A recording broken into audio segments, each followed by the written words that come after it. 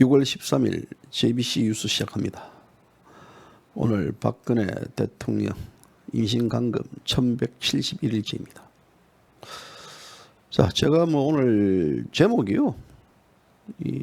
나는 누구인가 여러분 아실 겁니다. 지난 8일날 최서원 씨, 최순실 씨죠. 개명현 최서원 씨 회고록 나는 누구인가 책이 나왔습니다. 그래서 저도 이제 어제 교보문고에 가가지고요 책을 하나 구매하고 그래서 저녁에 이제 그 책을 다 읽어봤는데 좀 아쉽습니다. 아쉬워요. 아쉽고 참 뭐랄까요. 책은 우리 최소원 씨의 본인의 어떤 이 재판 과정이라든지 본인이 박 대통령과의 인연 또 이 잠깐 이런 현실이 벌어졌던 부분들이 고영태 아시죠? 고영태, 고벌구, 고영태와의 만남 등 여러 가지 이제 또 밝혔는데요. 읽다 보니까 이 동정은 가는데 마음이 안 갑니다. 마음이 안 가요. 제가 지금 이제 이 책을 이제 들고 있는데요. 그래서 이제 한번 여러분들도 나는 누구인가 한번 보시도 될 것 같습니다. 여기에 보면 이제 짤막 이렇게 이제 한 달락달락 이렇게 글을 적었는데요. 참 제가 이제 눈길이 갔던 부분들은 그제 최소원 씨 대법원 확정 판결이 났지 않습니까? 확정 판결 난 과정에 있어서 그 삼성이 이제 그 최소원 씨에게 준 게 뇌물이 또 이 박근혜 대통령의 강압에 의해서 이제 준 것이다. 이래가지고 이제 논란이 돼간 재판. 결국은 이 최순실 씨가 받은 거는 박근혜 대통령이 이제 받은 거랑 마찬가지다. 이런 쪽으로 해석해가지고. 그래서 최순실 씨가 이 내용에 대해서 이제 어떻게 이 책에서 언급돼 있나라고 이제 그 대목을 좀 봤는데요. 막시 말 안 묵은 거다, 말 안 넣은 거다. 박 대통령은 전혀 그럴 뿐이 아니다라는 게 이제 그 핵심적인 이루고 이제 얘기 나눴는데 그래서 일부 참고 자료는 있습니다. 이 기업 총수들이 또 박 대통령을 얼마나 배신하고 그렇게 박 대통령을 따랐던 분들이 하루아침에 얼굴 색깔이 바뀌고 특히 자기 조카 장시호를 법정에서 마주 봤을 때 구치소에서 마주 봤는데 그냥 틀썩 주저앉았답니다. 그 장시호 그게 그 거짓증언 했지 않습니까? 거짓증언 해가지고 또 본인에게 어떤 장시호 엄마 자기 언니죠. 최소원 씨에게 네가 다 죄를 다 뒤집어 쓰라라고까지 이야기했던 그런 얘기 등인데요.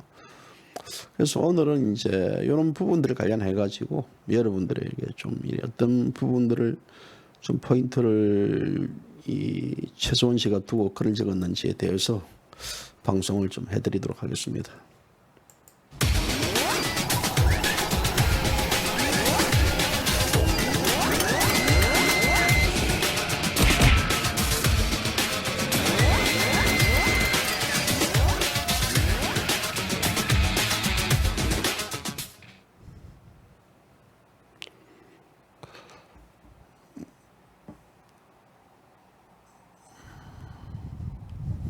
자,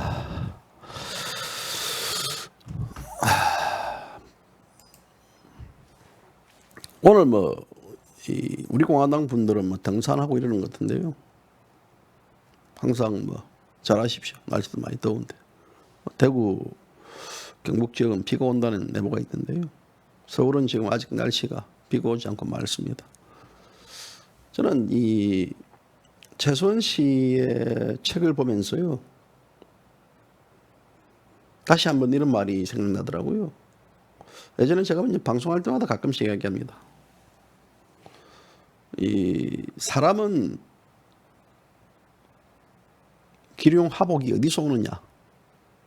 그러니까 좋은 사람 만나면 좋은 일이 있고 나쁜 놈 만나면 나쁜 일이 있다라는 것.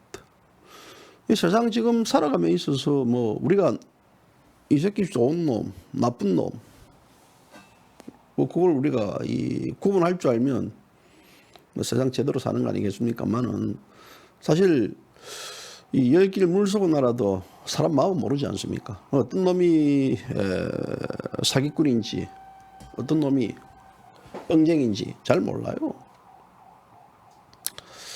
근데 이제 이 박근혜 대통령 탄핵 정국 이후 지금 현재 보면 대충 이제 어떤 놈이 진짜 빨갱이고 반중 빨갱이가 이제 다 드러난 거고, 또 이 우파 중에서도 마찬가지입니다. 태극기를 들었던 자 중에서 어떤 놈이 진짜 이 진정으로 태극기를 들었는가, 어떤 놈이 벌이를 위해서 태극기를 들었는가, 이제 이런 것들이 이제 다 구분됐습니다. 저는 한편으로는요, 어찌 보면 이제 결론은 어떻게 날지 모르지만 하나님이, 신이 이 대한민국 국민들에게요, 그동안 이 박근혜 대통령 탄핵 전 이후에는 몰랐던 옥석을, 인간의 옥석을 가려주게 했다라는 것들로 저는 그렇게 평가하고 싶습니다. 만약에 이것이 가려지지 않은 상태에서 그대로 넘어갔다가는 대한민국이 그냥 김정은이 손아귀에 넘어갔겠죠. 하지만 이제 우리가 이런 과정을 보면서 이 자빨들의 그런 이 잔혹함들, 그리고 입으로 외치는 인권, 민주주의, 내로남불, 거짓, 음해, 음모, 또 자신들만의 이 카르텔을 형성시켜 가지고 권력을 유지하겠다는 것들을 철저하게 보지 않습니까? 지금 현재 이 북한이 문재인 정권, 오늘 또 이제 문뻥 정권에게 큰 소리 빡빡 치고 했는데요. 그것이 뭐냐면요, 저는 반동으로 봅니다. 반동. 이 북한에 있어서 가장 반동적인 분자는 누굽니까? 예를 들어 뭐 달러를 소지했다는 자들 중에, 또 이 대한민국의 비디오, 예를 들어 DVD 혹은 뭐 뉴스를 청취했다든지, 그러니까 자본주의 색채에 물들었던 자들을 반동으로 취급합니다. 끌고 가지고 총살이거든요. 따지고 보면 북한의 입장에서는요, 이 대한민국에 있는 이 자빠들, 그리고 이 말로 입으로 주체 사상을 외쳤던 자들, 주사파들, 지금 운동권 세력들, 이 세력들을 저는 반동으로 보고 있다라고 그렇게 봅니다. 왜냐하면 이들은 이 소위 이 자본주의에 물들었던 뭐 자본가들보다 더한 이 자본 권력에 물들어 가지고 어찌 보면 뭐 같이 잘 먹고 잘 살아야 되고, 이 북조선을 자기들이 좀 이래 신경을 써야 되는데 신경을 쓰지 않고 건성으로 했다, 뭐 이런 것들. 그래서 저는 솔직하게 이제 이 대한민국이 만약에 김정은이 아가리에 넘어간다 하더라도요, 제가 가끔씩 그러지 않습니까? 제 같은 사람들, 태극기를 들었던 사람들은요, 그다지 고통을 받겠습니까? 저는 고통 안 받습니다. 그런데 저 반동분자들은요, 끌려가 죽습니다. 예를 들어 뭐 민노청들, 뭐 청교조들 내버려 둘 것 같습니까? 저들 아마 그들을 더 반동분자로 볼 겁니다. 그래서 이제 이런 관계에 대해서 이제 이 좌파들의 그런 하나의 엉터리 이중성들. 자, 최소원 씨 책을 읽으면서 역시 저는 엉터리들이 이 말아 넣는 거에 명수다. 뒤집어 세워가지고 선동, 또 그 프레임에 가두고, 그 프레임에 가둔 거를 검찰이 조사하고 법원이 땅 때리고 한 사람의 운명을 그런 식으로 말아 넣어왔습니다. 그래서 이제 제가 이 프레임에 빠지면요, 헤어날 수가 없습니다. 제가 예전에 이제 이 소설 프레임이라는 소설을 제가 책을 하나 낸 게 있습니다. 책을 냈는데요. 그 책도 제법 팔렸습니다. 몇만 권 팔렸는데, 근데 이제 제가 그 책을 찍으면서 주의했던 부분들은, 어떤 사람이 그 한 특정 프레임에 빠져버리면요, 대통령도 그렇고 그 누구도 헤어날 수 없다. 그렇기 때문에 이 프레임에 빠지면 이것이 선동, 이 마녀 사냥, 그리고 이런 프레임에 빠지는 순간 빠져놓으면 빠져놓으려 할수록 더욱더 프레임이 고착화되고, 그리고 그래서 이제 우리가 프레임에 빠지지 말아야 된다 이런 이야기를 하는데요. 지금 박근혜 대통령도 마찬가지입니다. 결국 이 프레임에 빠져버렸습니다. 이 프레임이 뭐냐면 탄핵 프레임, 국정농단 프레임, 또 뇌물 프레임, 또 이 재판 프레임, 검찰 수사 프레임, 이 프레임에 다 빠져버리기 때문에 이거를 하나하나 극복해 나간다는 것은요, 이 박 대통령 혼자만으로 되지 않습니다. 앉아서 세월이 지나가면 이런 순간의 고통이 벗어날 것인가, 진실이 해결될 것이다. 그거는요, 막연하게 이 교회 혹은 절에 가가지고 부처님께 또 하나님께 기도하는 거랑 마찬가지라고 저는 그렇게 봅니다. 기도해서 이루어진다 그러면 우리는 이 백날 기도하죠. 그리고 보지 않습니까? 4년 동안 태극기를 들었지만 우리는 그 자리였습니다. 바뀐 게 없습니다. 변화된 게 없습니다. 좌파들은 더욱더 이 좌파의 일상적인 독재가 국민들에게 파고들고, 또 이 개돼지 국민들은 그 좌파들에게 속아 넘어가고 그들을 지지하는 소위 사냥개가 되어버렸습니다. 지금 이런 상황에 있어서 이제 최소원 씨가 책을 내는데요. 저는 최소원 씨가 이 책은요, 좀 이런 감이 있습니다. 좀 일러요. 박근혜 대통령이 좀 이래 재판이 다 끝나고, 그리고 이제 이 본인의 대법원 확정 판결도 이제 본인 확정 판결이 끝났기 때문에 뭐 그다음에 없지만요. 이 최소원 씨와 이 박 대통령은 뗄래야 수 없는 그 국민적 프레임에 빠져 있기 때문에 이 최소원 씨 책이 좀 이런 감이 있다. 자칫적으로 잘못 오해하면 이 박 대통령에게 이 양날의 칼로 될 수 있다라는 그런 느낌을 제가 받았습니다. 그래서 물론 뭐 이 책에 나왔던 내용들, 뭐 최소원 씨 주장들, 이 주장은 저는 진실이라고 봅니다.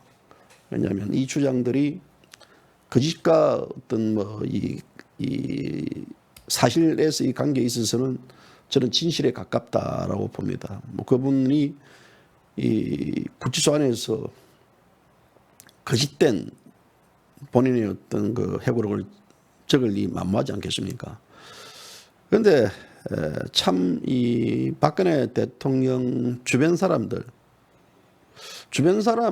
박 대통령이 왜 안 만나는지 이런 부분들, 지금 이제 이 책에 놓자마자 저는 이 책에 대한 이 정윤회 씨 언급들, 박 대통령을 보다 더 이 보편하기 위해서 남편과 이혼하고, 그리고 뭐 그런 가정을 겪었다. 참 이런 얘기들이 이 최소원 씨가 순진한 생각인지 아니면 모르겠습니다. 그래서 이제 한 신문, 한 일요 주간지입니다. 이 신문이 이 정윤회 씨를 만나 인터뷰했습니다. 읽는데 뭐라고 대답했냐면요, 최소원 씨 책 안 읽는다, 앞으로도 볼 일 없다. 아주 강하게 냉정하게 정윤회 씨가 이제 얘기를 해버렸습니다. 자, 저는 저 인터뷰를 보고요, 정윤회 씨 보고,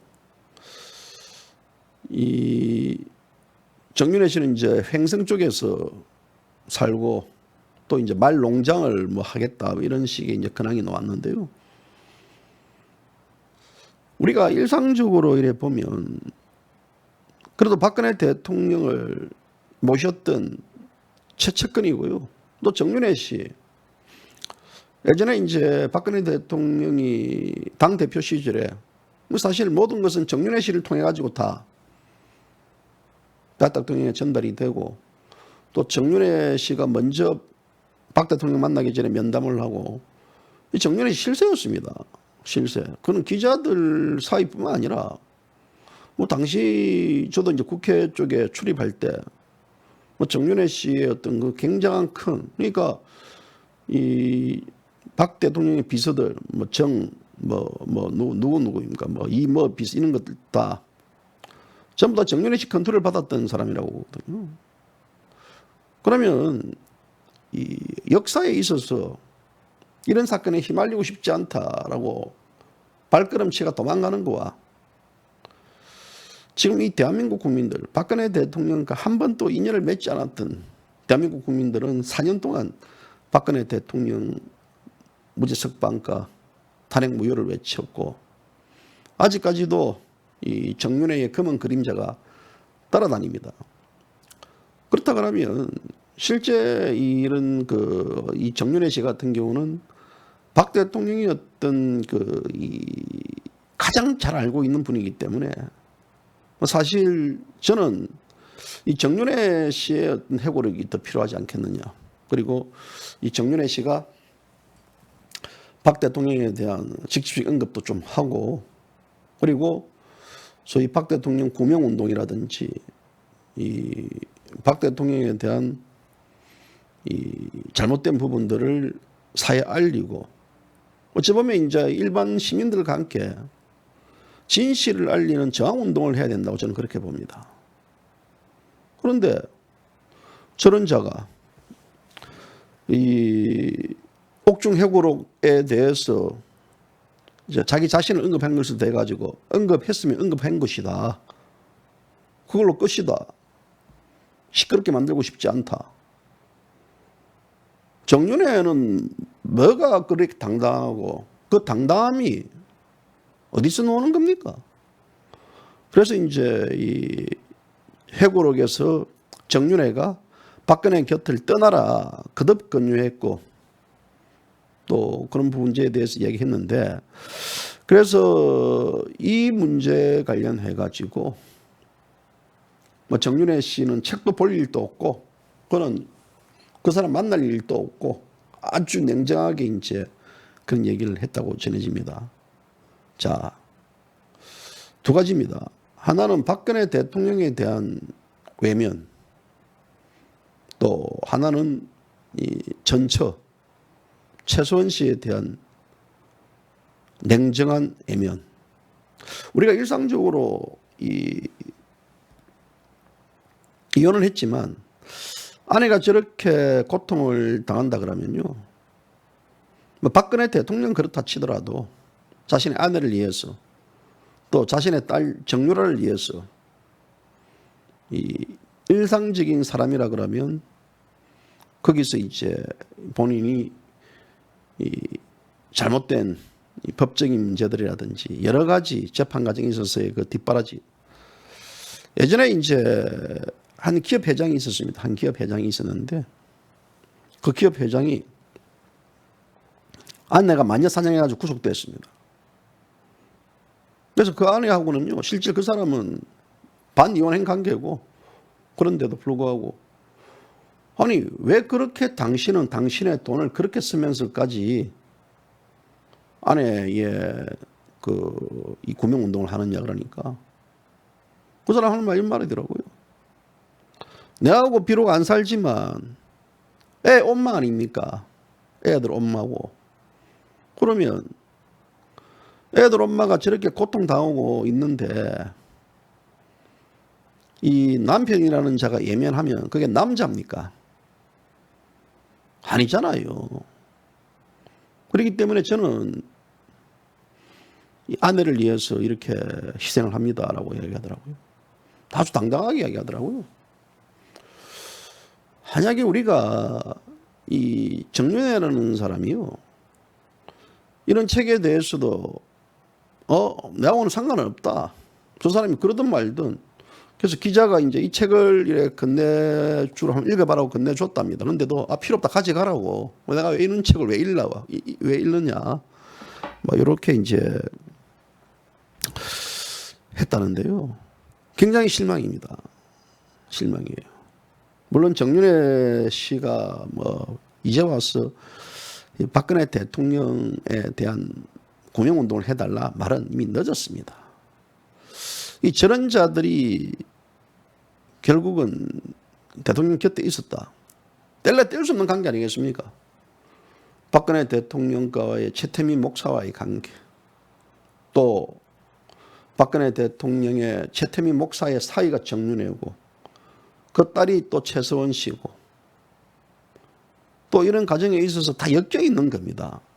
그러면 이 엮여 있는 거를 현재 운명으로 덮어버릴 게 아니고 제 같으면요 적극적으로 나섭니다. 지금 이 자신의 아내는 구속이 돼 있고 대통령은 지금 현재 1171일 동안 옥중에서 지금 억울한 나날을 보내고 있습니다. 그렇다 그러면 뭐가 그리 당당합니까? 뭐가 그리 당당해가지고 강원도 행성 쪽에 있어서 자기 그 말을 키우겠다. 거기서 자기가 새로운 인생을 살겠다.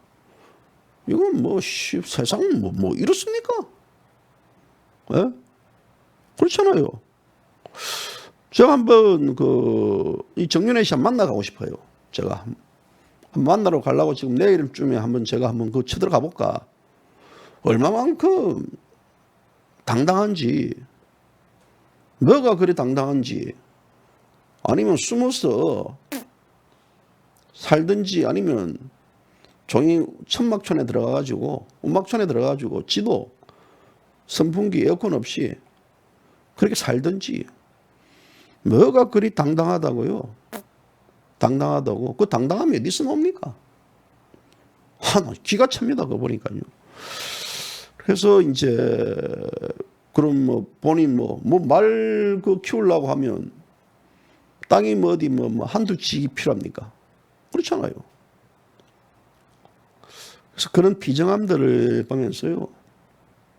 참 그래도 이 대한민국에는 이 태극기를 들었던 분들이 따뜻한 사람이 있기 때문에 이 대한민국이 그래도 그나마 희망과 행복 바이러스가 전파되고 있지 않느냐라는 생각입니다.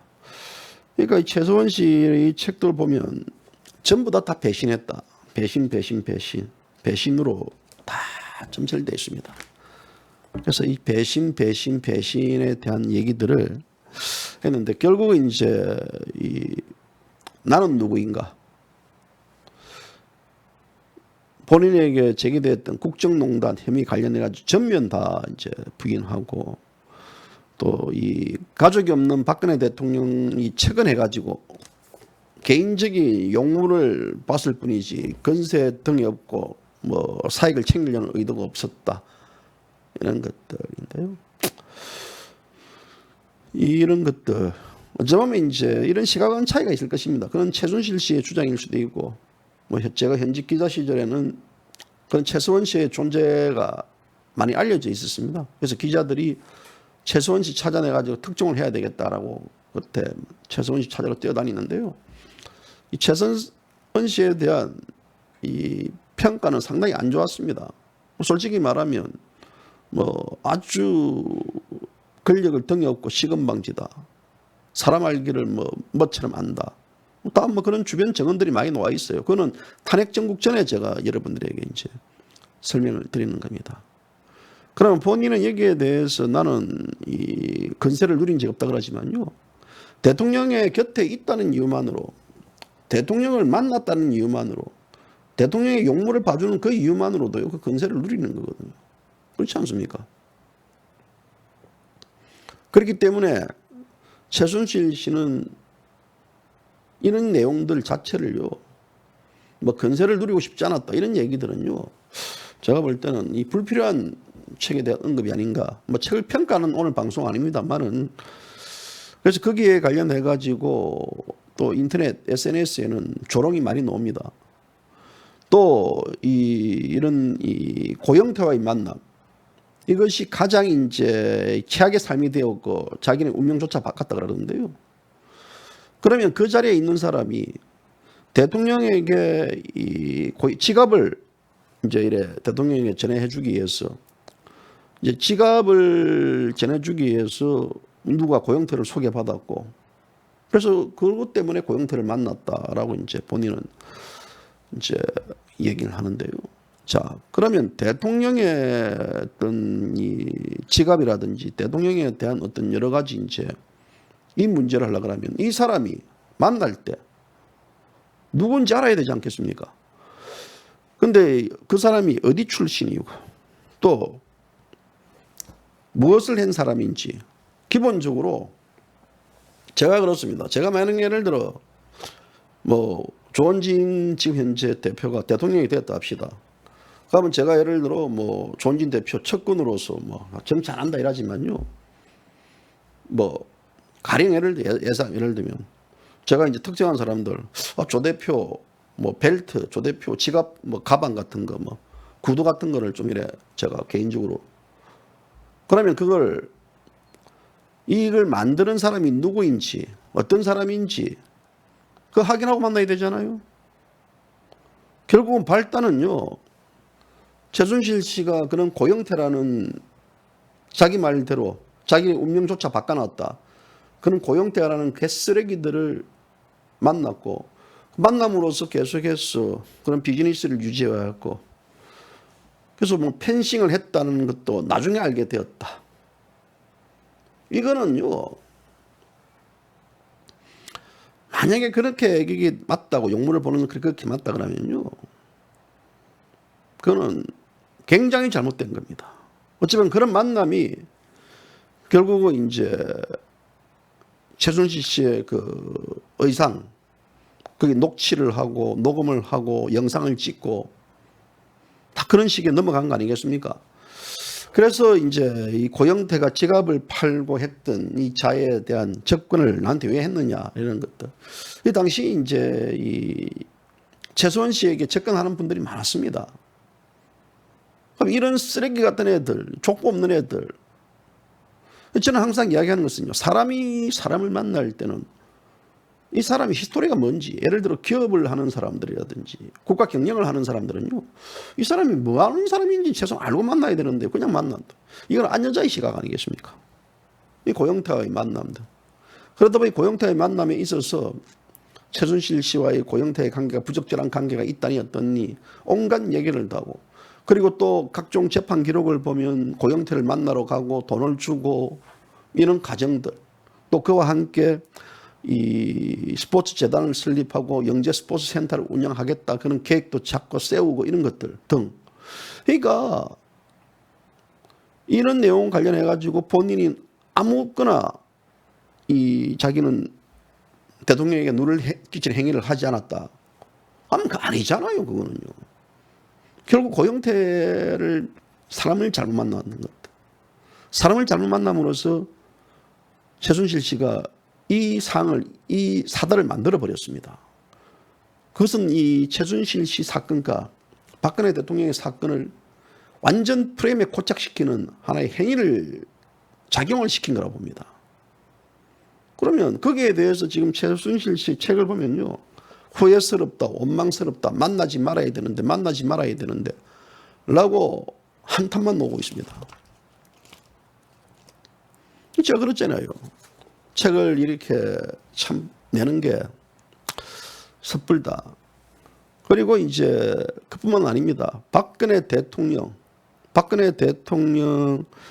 이제 이 관련해 가지고도 박 대통령 만난 게 불행이 시작됐다. 떠나가야 되는데 못 떠나갔다. 박근혜 대통령이 혼자 있기 때문에 돌보는 사람이 없기 때문에 본인이 그래 했다. 그래야 된다 그러면 본인의 처신을 잘해야 되거든요. 제가 예를 들어 조원진 대표가 대통령이다 합시다. 제가 밖에 나가서 제 처신을 못할 경우는 어떻게 되겠습니까? 예를 들어 조원진 이렇게 해가지고 조원진 대통령 어쩌고 이래 해가지고 다 응태를 만들었다. 누구 만나가지고 그것이 이제 언론에 넘어갔다. 어떻게 되겠습니까? 그 조원진 대표 탄핵감으로 넘어가거든요. 왜 그러냐면 당시에 이제 최순실 씨가 세상을 너무나 이 안여자의 시각으로 받는 부분들은 뭐냐면요. 이 세상에 대한 것들이 좌파들은 박근혜 대통령을 올가매려고 모든 준비를 다 하고 있었던 시절입니다. 어찌 보면 박근혜 대통령은 이 집권하자마자 잡아드는 이 탄핵 시나리오를 그리고 끌어내리겠다. 숱하게 대통령에 대한 공격, 인신 공격을 다 해왔지 않습니까? 그건 여러분들 더 잘 알지 않습니까? 그러면 이것이 자신의 조그만 잘못이 이것이 일파만파로 번질 수가 있다. 결국은 이런 사단이 난 거 아닙니까? 고영태 같은 애들 왜 만났습니까? 한납 넷부에게 거기 뭐 신사동 어디서 조그만 가게에서 지갑한다는 애를 왜 만납니까? 대통령에게 그런 지갑을 선물해 줍니까? 대통령이 아무리 명품을 안 가진다지만요. 이 대한민국에서 그 사람이 그 지갑을 만들었다 그러면 오래전부터 지갑의 기술자인지 아니면 이 사람이 사기꾼인지 그조차 분간하지 않은 상태에서 계속해서 비즈니스로 엮어간 거 아닙니까? 그런 내용들은 빠져 있어요. 고영태에 대한 불평, 불만, 하추 고영태를 만난 게 인생의 최악이었다. 뭐 이런 식의 어떤 토로를 하고요. 또 마찬가지입니다. 자기 조카에 대해서도. 장시호 조카. 장시호가 이게 이제 잘못된 진술을 하고 해가지고 본인을 말아 넣었는데 그건 역시 마찬가지 아닙니까? 그 당시에는 그러면 그 당시에서 최유라도 마찬가지, 정유라도 마찬가지입니다. 불리한 증언을 하고 그 당시에 왜 그 브레이크를 못 걸었습니까? 이것이 아니다라고. 재판 과정에 있어서 이 장시호 씨의 어떤 그 증언이 결정적으로 많이 영향을 미쳤는데 왜 그럼 거기에 대한 브레이크를 못 겁니까? 안 걸었어요. 돌았으니까 거기서 그러니까 버스 떠나가지고 손 흔드는 거와 마찬가지라 저는 그래 봅니다. 패죽여 버려야죠. 내 조카가 그게 아니다고, 내 조카 지금 엉터리 정리했다고. 뭐 한 번, 두 번, 세 번, 네 번 계속 이야기하죠. 정유라도 마찬가지 아닙니까? 정유라도 거기에 대한 특검에 불려가가지고 했다 그러면요. 그런 문제에 대해서는 변호인을 통해서라든지 아니면 크게 좀 밝혀야죠. 물론 뭐 안에 있어서 그런 근황도 없을 것이고 그렇지만요. 저는 이 박근혜 대통령의 만남도 본인은 인연인지 악연인지 모르겠지만 인연인가 악연인가 된지 모르겠지만 근데 그런 표현이 나올 수가 있습니까? 인연인지 악연인지요. 대통령을 만난 부분들에 대한 본인의 어떤 1인칭 주장이 있을 수 있지만 대통령 입장에서는요. 뭐라고 이야기하겠습니까? 악연인 극히도 하고 인연인 극히도 하고 또 이제 물론 죄 없는 박 대통령이 구속되어 비참한 삶을 사는 것이 나의 잘못임을 뼈저리게 느끼면서 차라리 만나지 않았으면 좋았을지 모른다는 생각이 든다.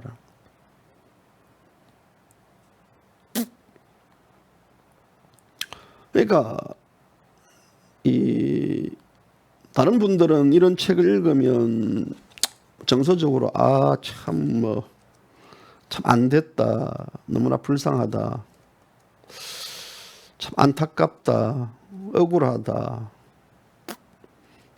이렇게 대해서 이제 생각할지 모르겠지만요. 물론 저도 그런 생각이 듭니다. 하지만 한편으로는요, 도대체 뭐야 이게. 안 했으면 좋았을 걸, 차라리 안 만났으면 좋겠걸, 그 사람을 안 만났으면, 다 사람 관계에 엮여가지고 다 이렇게 된 거예요.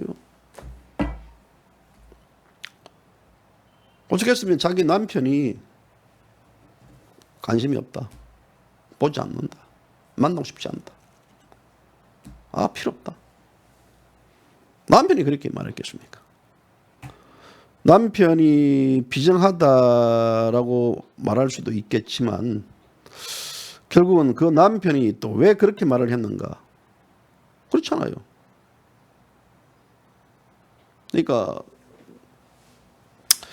어떤 문제가 진실이고 어떤 문제가 거짓이고 이 문제의 내용이 아닌 제가 얘기했던 최소한 이 최순실 씨가 이런 책을 놓으면 이런 자기의 어떤 한탄에 대한 한탄 이런 것보다는 보다 더 좀 꿰뚫을 수 있는 이 좌파 정권과 이 검찰 이 수사 과정에 있어서의 그런 그 여러 사항들의 모순들을 물론 이 책에도 언급되어 있습니다. 언급되어 있고 또 검찰 특검에서 있었던 일들 해가지고 단락달막씩 이제 이렇게 뭐 이래 적어놓은 게 있는데요. 제가 보면 이 책이 한 권으로 끝날 책이 아니거든요. 샅샅이 전체에 다 기록을 해야 될 그런 의무감이 저는 있다고 보는데요. 수박 긋핥기식으로 그냥 이렇게 치고 나가니까 저는 좀 그렇습니다. 이게 어떻게 보면 수박 긋핥기식으로 갈 문제입니까? 그래서 참 안타깝습니다. 그래서 뭐 이 자기가 유서를 남기기도 했다. 정유라에게 눈물로 밤을 새우며 유라에게 남기는 유서를 썼다. 뭐 죽으려고 했겠다 이거죠. 그런 내용들. 이런 세상 속에 살면 뭐하냐? 한탄하고. 박 대통령 곁에 있다는 이유로 고통받아온 세월에 지쳤고 지쳤다. 참 이 눈에 거슬리는 대목입니다. 박 대통령 곁에 있었다는 이유만으로 고통을 받았다라는 것들. 그렇잖아요.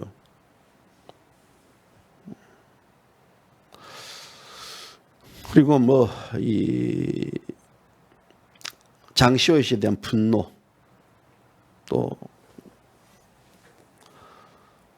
자신이 유서를 쓰겠다 해놓고 이 치매에 걸릴까 봐 두렵다. 약을 먹고 나는 살고 있다. 그래서 살아가고 있다. 우울해지는 것 같다. 몸이 망가지는 것 같다. 나를 위해서 더 열심히 살 걸 후회스럽다.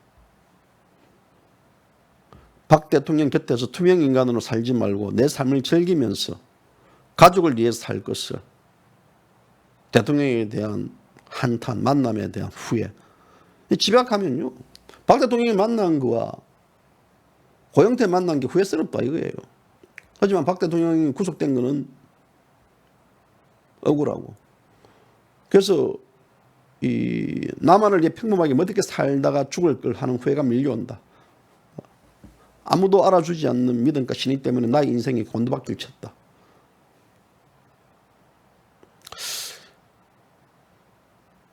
박 대통령 곁에 투명인간으로 살지 말고 내 삶을 즐기면서 살지, 이런 것들. 저는 좀 짜증이 납니다.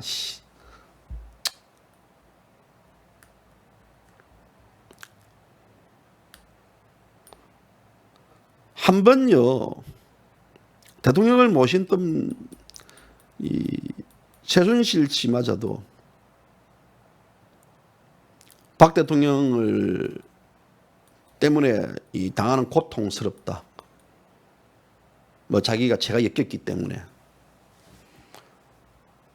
그리고 투명인간 살지 말고 내 삶을 즐길 걸. 박 대통령 곁에서 투명인간으로 살지 말고 내 삶을 즐기면서 가족을 위해 살 걸. 후회스럽다.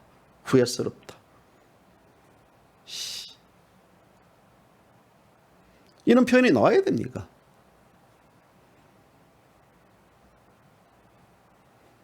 저는 그렇게 생각할 것 같아요. 끝까지 박 대통령을 위한 나는 삶을 살고, 나는 여기서도 그분의 진정한 그걸 지키고, 나는 죽더라도 나는 그분의 어떤 만난 걸 후회하지 않는다. 그분은 위대한 분이다. 아니, 잘 나가다가 이런 휙살이 넣고 이러면요, 참, 제가 눈길이 딱 멈춰지는 대목이에요. 이런 대목들이.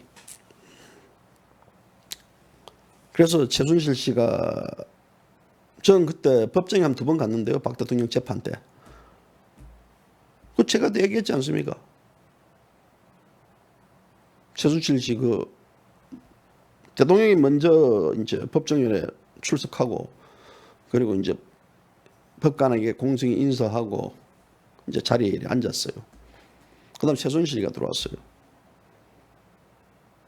그러면 뭐 어쨌든 이 대통령이 와가지고 그렇게 인사를 하고 공선에 앉았으면 본인 또 재판장에게 어떻게든 뭐 이 재판장이 이 재판장이 인사한다는 것은요, 이 재판장이 인사한다는 것보다는 이 법을 더 존중하겠다라든지 뭐 그런 어떤 인사를 하는 거예요. 뭐 법관 들어오면 우리가 재판장 일어서고 이러는 게 다 법에 대한 존중스러운 가치거든요. 그는 뭐 한국만 그런 게 아니고 전 세계 다 그럽니다. 근데 이제 최순실 씨는 뭐 이러고 가자. 이러더라고요. 이러고 들어가 버리더라고요. 물론 본인이 법에 대한 불만도 있고 뭐지만 하지만 이 대통령이 그 피고인석에 앉아 있으면요 공손하게 인사를 해줘야 되잖아요. 어찌 보면 이 책에서 이야기했던 대통령을 만나가지고 대통령 때문에 자기는 고통을 당했다라는 이런 것들이 만나지 말할 것을 후회할 것 이런 것들이 아마 묻어나는 것 같아요. 그대로 그 상황에 있어서 묻어나는 것 같아요.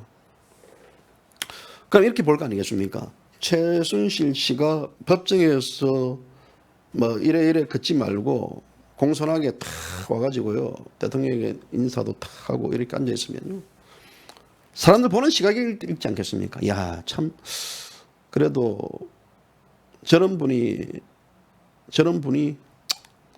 참 안타깝다 그러는데 저는 그때 두 번 다 그걸 보고요 야, 씨, 놀랬어요. 그래서 사람들이 뭘로 보겠습니까? 재판관들이요. 아유, 박근혜 대통령이라는 사람은 저런 사람을 소위 측근으로 뒀나라고 이렇게 오해할 수 있는 소지를 만드는 거예요. 아무리 본인들이 분노더라도 그 분노는 법에 대한 분노면요. 최순실 씨도 대통령 앞에서는 그렇게 하면 안 되죠.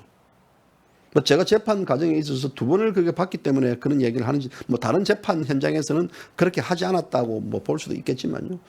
공교롭게 뭐 제가 본 두 번의 재판에서만 그런 일이 벌어졌는지 아닌지 모르겠지만 어쨌든 이런 저는 대통령에 대한 한탄스러운들 얘기들을 이 책에서 내뱉는 거 보고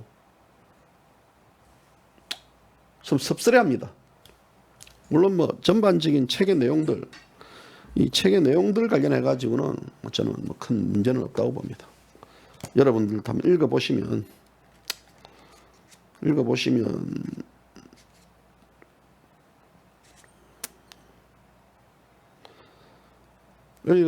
이제 다 노는데요. 아유 좀 뭐 깝깝합니다.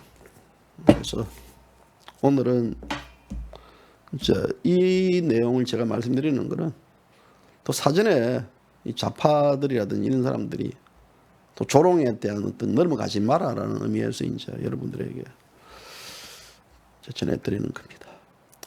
자, 오늘 뭐 토요일인데요. 나는 누구인가? 실제 저 역시 저 자신이 누구인지 모르겠네요. 나는 누구인가? 다들 마찬가지일 것입니다. 나는 누구인가? 한번 스스로도 한번 생각해 볼 필요가 있다라는 생각이 들더라고요. 그래서 좋은 사람 만나면 잘 되고 나쁜 사람 만나면 안 된다라는 그 순수한 법칙들. 그래서 이 태극기 집회, 자유우파 국민들 다 좋은 사람들 아닙니까? 좋은 사람들 만나면 좋은 기운이 싹 트고 그 좋은 기운을 마시면서 결국은 그 기가 모아지면 새로운 힘이 창출되지 않겠느냐라는 생각입니다. 그래서 좋은 사람들끼리 만나서 등산도 하시고 이제는 이 게임에 들어가기 전에 워밍업도 좀 하시고 그래서 다시 한 번 더 이 좋은 사람들끼리 더욱더 다지는 기회가 되었으면 하는 바람입니다. 자, 오늘 방송 여기까지입니다. 감사합니다.